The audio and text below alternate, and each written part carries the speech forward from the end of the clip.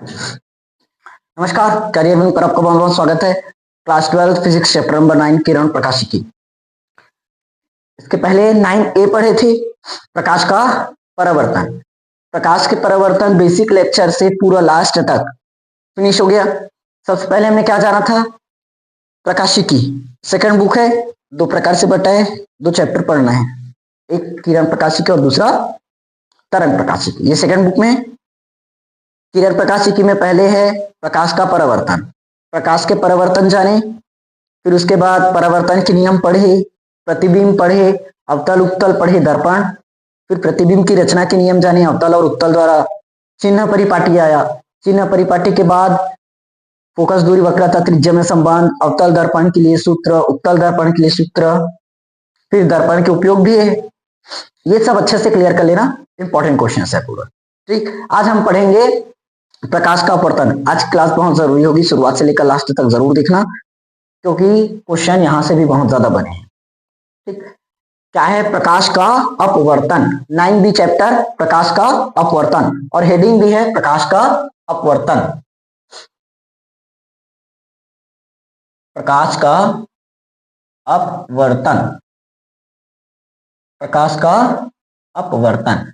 देखो, परावर्तन और अपवर्तन, परावर्तन और अपवर्तन दोनों के नियमों को एकदम ध्यान से अच्छे से पढ़ना, क्योंकि नियम कई बार लिखने का आता है। सिर्फ प्रकाश के परावर्तन का नियम लिखिए या प्रकाश के अपवर्तन का नियम लिखिए। ठीक, देखो, प्रकाश के परावर्तन में हमने क्या जाना था? जब प्रकाश की किरण एक माध्यम से दूसरे माध्यम में जाती है तो अपने पहले माध्यम में क्या हो जाती है? वापिस लौट जाती है। जैसे विरल वायु, वायु से निकलती है, कांच पर टकराती है। वायु पहला माध्यम, कांच दूसरा माध्यम, तो वापिस कहाँ चली जाती है?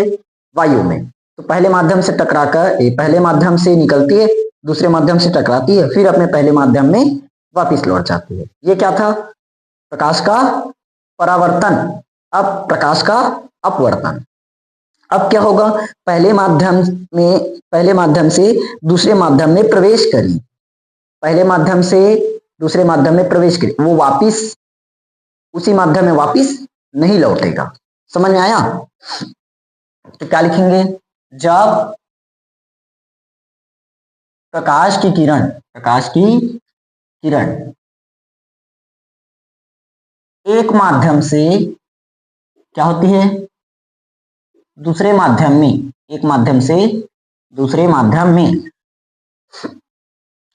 क्या होती है? प्रवेश करती है, तो अपने पथ से विचलित हो जाती है। इस घटना को क्या कहेंगे? इस घटना को क्या होगा? प्रकाश का अपवर्तन कहते हैं। जो बोल रहा हूं उसको सुनकर लिख लेना। राइटिंग वैसे भी थोड़ा सा बिगड़ गया है, क्योंकि एकदम फास्ट लिखना पड़ता है। देखो, प्रकाश का अपवर्तन, जब प्रकाश की किरण क्या हो?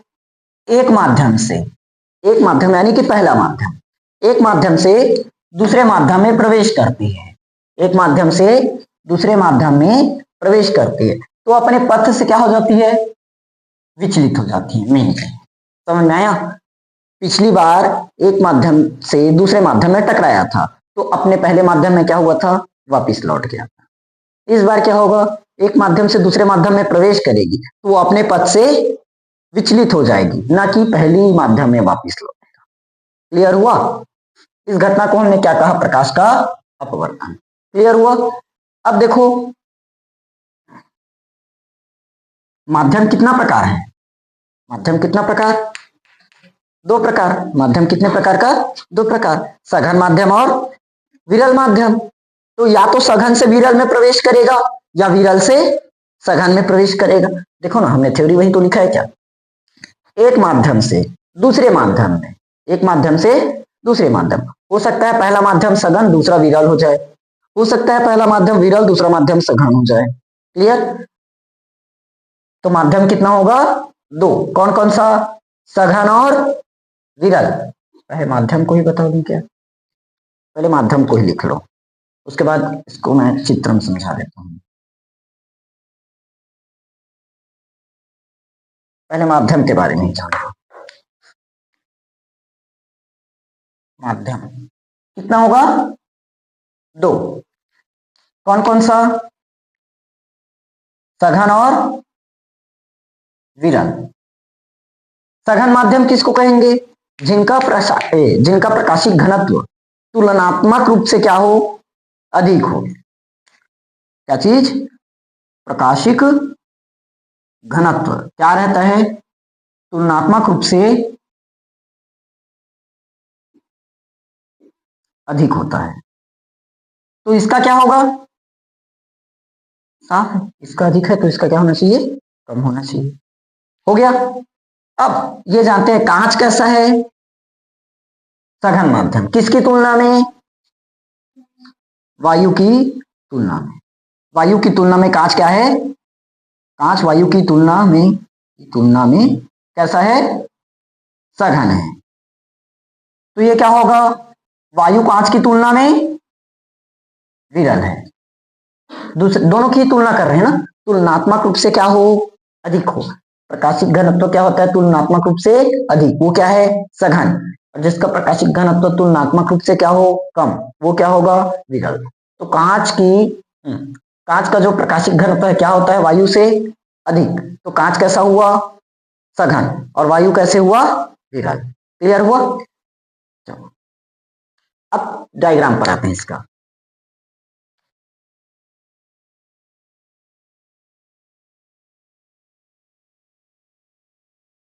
क्या समझना आप?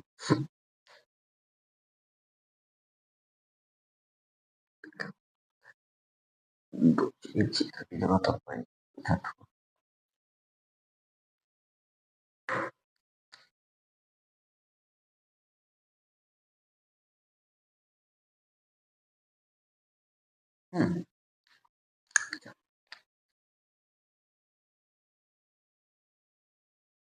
अब ये बताओ, जरूरी है क्या हर बार कांच और वायु ही ले? हमने तो सिर्फ एग्जाम्पल लिखा है, वायु और कांच। अलग अलग एग्जाम्पल भी हो सकता है ना, तो ऐसे मत समझना सिर्फ वायु और कांच ही होगा करके। समझ में आया? हम मान देते हैं इसको, ये है हमारा सघन माध्यम और ये क्या है? विरल माध्यम। ये क्या होगा? विरल। अभी कहां से प्रवेश करेगा? विरल से सघन से विरल। अब दूसरे वाले में हम कहां से ला देते हैं? सघन से विरल से सघन में।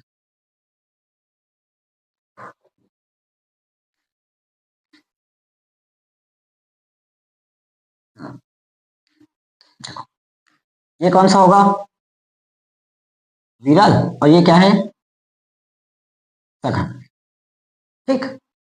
देखो, जब प्रकाश की किरण एक माध्यम से कहां प्रवेश करेगी? दूसरे माध्यम में।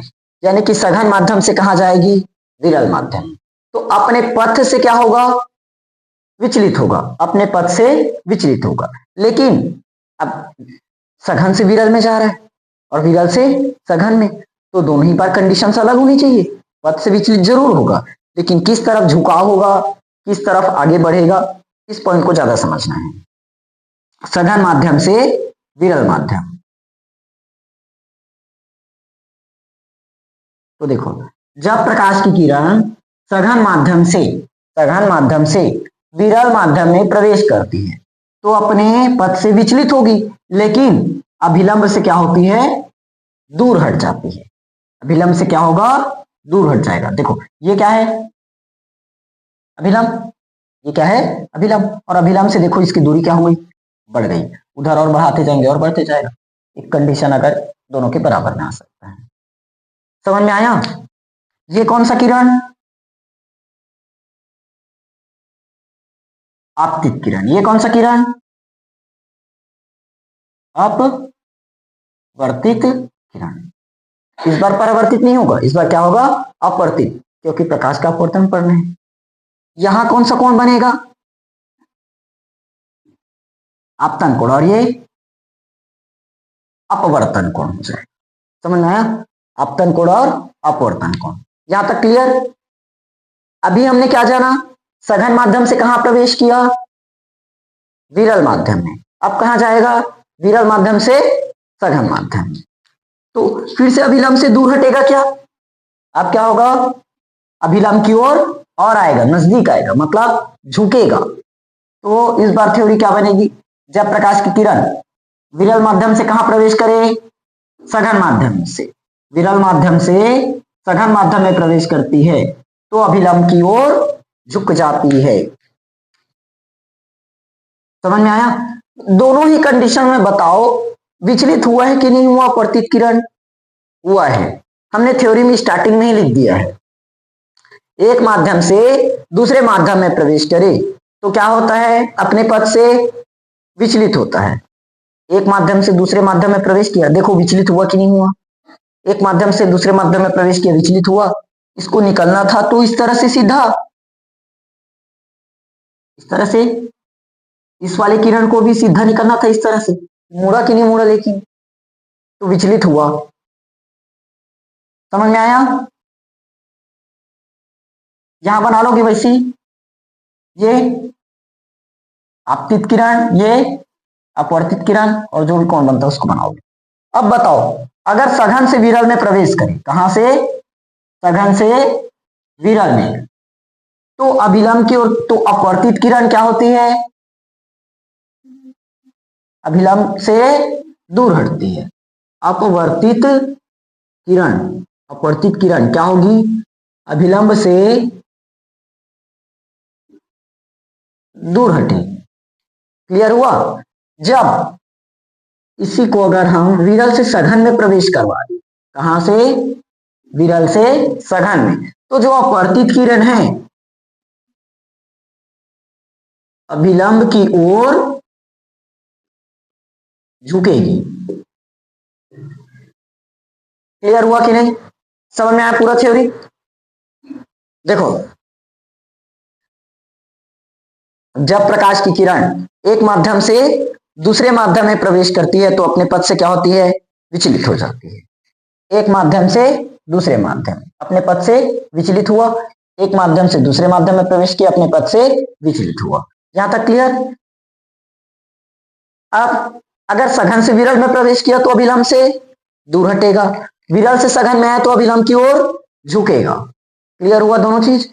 इसको याद रखना, प्रकाशिक घनत्व अधिक वो क्या होगा? सघन, प्रकाशिक घनत्व कम वो क्या होगा? वायु। इस पर अक्ष दर्शाना चाहते हो तो दर्शा लो, ये एक्स और ये एक्स डेश, ये ए ओ आपतित किरण और ओ बी अपवर्तित किरण, और इसको क्या करें? एम एन मान लो। एम एन क्या है? क्या होगा? अभी समझ में आया? वैसे यहां पर भी बना सकते हो, सेम कर लेना इसको। अब देखो, अगर मैं दोनों डायग्राम को एक में ही बनाना चाहूँ तब कैसे होगा?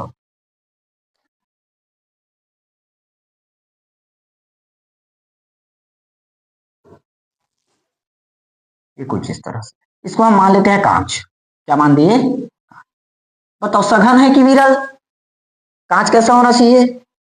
सघन। क्या होगा? सघन। ये मैं दो अभिलंब लगा देता हूं इस तरह से।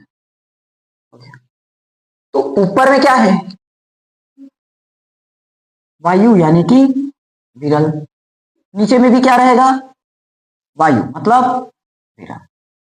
क्लियर हुआ? सघन माध्यम में हो सके तो, नहीं तो ऐसे ऐसे दर्शा दो, चल जाएगा।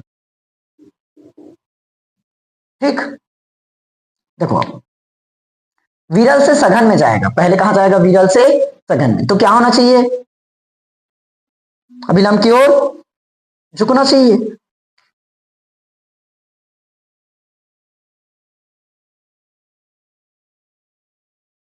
देखो, अभिलंब की ओर झुका।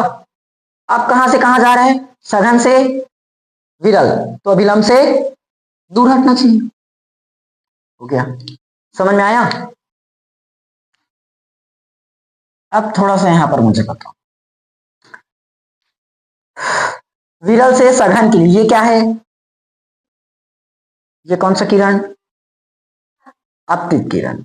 और विरल से सघन के लिए वाला अपवर्तित किरण। सघन से विरल के लिए ये कौन सा किरण का काम करेगा? और ये वाला परावर्तित किरण। क्लियर हुआ? नाम देते हैं ए बी सी और ये D, A B C D, इसको नाम कर देते हैं एम एन, ये पी और ये। क्लियर हुआ कि नहीं हुआ? समझ में आ गया पूरा थ्योरी?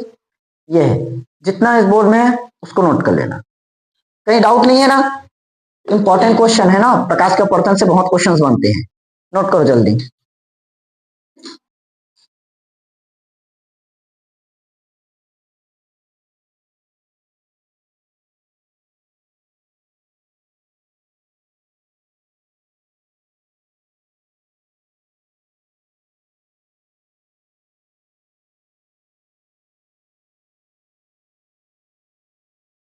अगला हेडिंग क्या है? प्रकाश के अपवर्तन के नियम।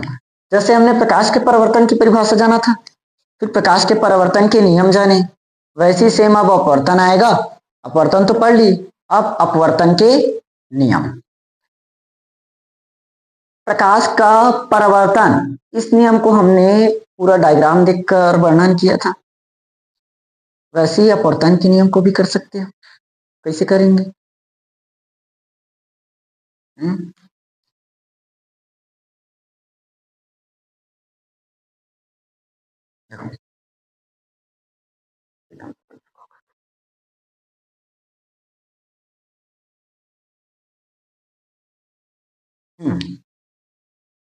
क्या बता सकते हैं? पहला, ये क्या है?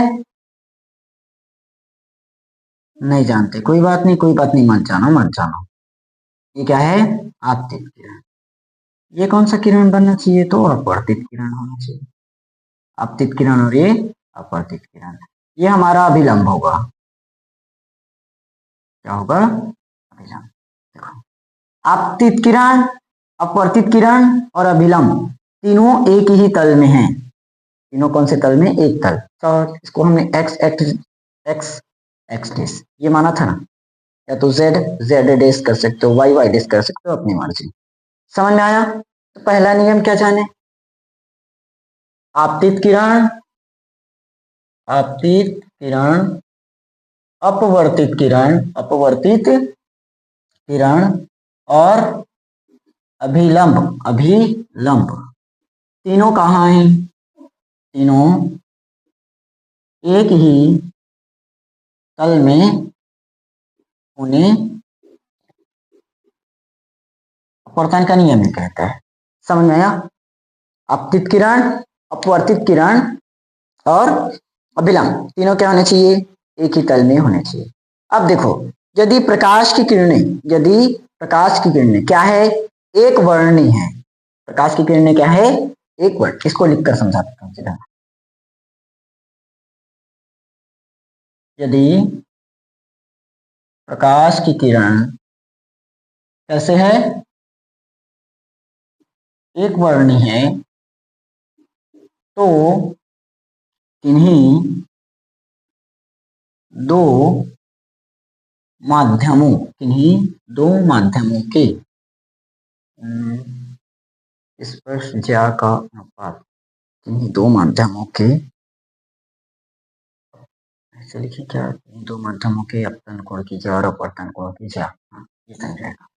किन्हीं दो माध्यमों के अपतन कोण की ज्या, अपतन कोण की ज्या, ज्या मतलब साइन, अपतन कोण की ज्या, और इसको पूरा ऐसे लिखते हो ना, अपतन कोण की ज्या और अपवर्तन